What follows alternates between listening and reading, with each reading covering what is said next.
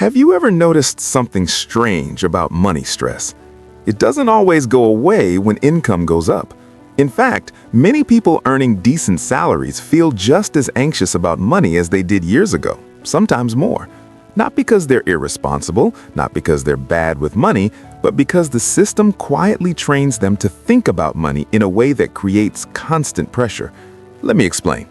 Imagine someone in their late 20s or early 30s. They live in the US, the UK, or somewhere in Europe. They have a solid job, nothing flashy but respectable. Their gross salary looks good on paper, but once taxes are deducted, that number quietly shrinks. Let's say they earn around $60,000 a year in the US or the European equivalent. After tax, that becomes roughly $3,500 to $3,800 a month, depending on location. That's the number they actually live on. Rent or a mortgage comes first, a modest apartment in a decent area. Not luxury, not cheap either. That alone can take $1,200 to $1,800 a month. Then there's transportation, a car payment, insurance, fuel, maintenance, or public transport passes. That's another $300 to $600. Student loans or education debt quietly pull a fixed amount every month. Credit cards sit in the background, minimum payments on autopilot. Groceries, utilities, phone plans, subscriptions, basic social life. By the end of the month, what's left isn't zero, but it's thin. And here's the uncomfortable part. From the outside, this person looks like they're doing fine. Career progressing, bills paid, life moving forward. But internally, money feels tight all the time. One unexpected expense creates anxiety. One missed paycheck would cause real stress. Saving feels slow. Investing feels distant. So what's actually going wrong here? It's not laziness, it's not lack of intelligence, and it's not even low income, at least not in the traditional sense. The real problem is more subtle. Most people are taught to manage money after it arrives, instead of designing life around the money that stays. Let's slow down and look at the math, not in an extreme way, just realistically. If someone brings home $3,600 a month and fixed lifestyle costs are around $2,800, that leaves $800. That $800 has to cover savings, investing, emergencies, future goals, and any sense of freedom. But here's what usually happens. That leftover money doesn't feel like wealth, it feels like buffer. So it slowly disappears. A slightly better phone, more eating out, a nicer vacation put partly on a card.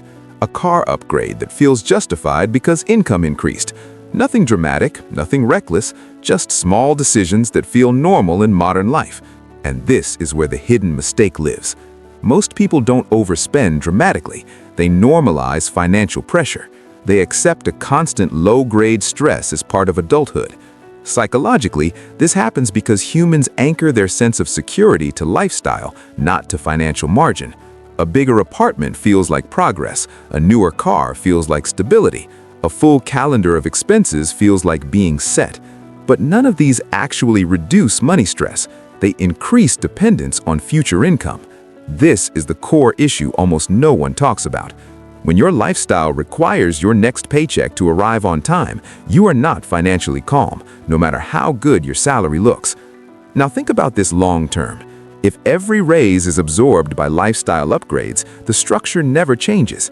10 years pass. Income is higher, yes, but obligations are heavier. Stress hasn't disappeared, it has matured. The person now worries about mortgage rates, job security, family expenses, and maintaining a standard of living that feels non-negotiable. The stress becomes quieter, but deeper. This is why so many professionals say things like, "I earn more than ever, but I don't feel ahead."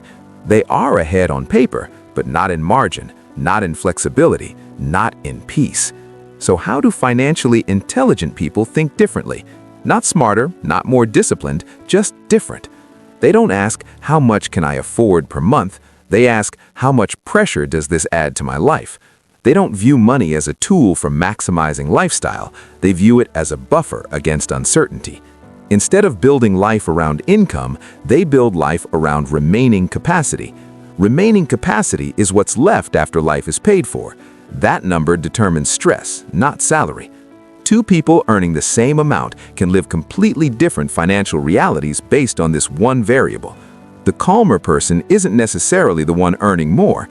It's the one who has fewer mandatory expenses relative to income. This is where perspective shifts. Financial calm doesn't come from clever investing strategies or side hustles. It comes from reducing how hard your money has to work just to keep life running. When monthly obligations are lower, money gains breathing room. Breathing room creates options. Options reduce stress. This is why so many professionals say things like, "I earn more than ever, but pockets feel small." They are not experiencing lack of income, they are experiencing lack of financial calm. Notice something important. This isn't about deprivation, it's about deliberate trade-offs. Financially calm people still spend, they still enjoy life, but they are extremely intentional about which expenses become permanent monthly costs. They're cautious about turning temporary desires into fixed monthly costs, because fixed costs don't care about your mood, your health, or the economy. They show up every month. Once you see this, money stress stops feeling mysterious. It becomes mechanical. Stress rises when fixed obligations approach income. Stress falls when margin widens. That's it. No drama, no shame, just structure. And here's the quiet truth most people miss. You don't eliminate money stress by optimizing every dollar. You reduce it by creating space between your income and your lifestyle. That space doesn't need to be huge to change how life feels. Even a few $100s of consistent margin changes decision-making. You stop reacting, you start choosing. You're no longer asking, "Can I afford this right now?" You're asking, "Does this move me closer to calm or further away?" That's a very different mindset. And once that mindset clicks, financial decisions become simpler, not harder. You don't need complex systems, you don't need motivation, you just need clarity about what actually reduces stress and what only looks like progress. Money stops being a constant emotional background noise. It becomes quieter, more neutral, more predictable. Not perfect, not stress-free, just manageable. And for most people, that's the real goal. Not wealth as status, not wealth as comparison, but wealth as the ability to live without constant financial tension. If this way of thinking helped you see money a little more clearly, consider subscribing to the channel. Not for promises, not for shortcuts, just for calm, rational conversations about how money actually works in real life. Thanks for watching.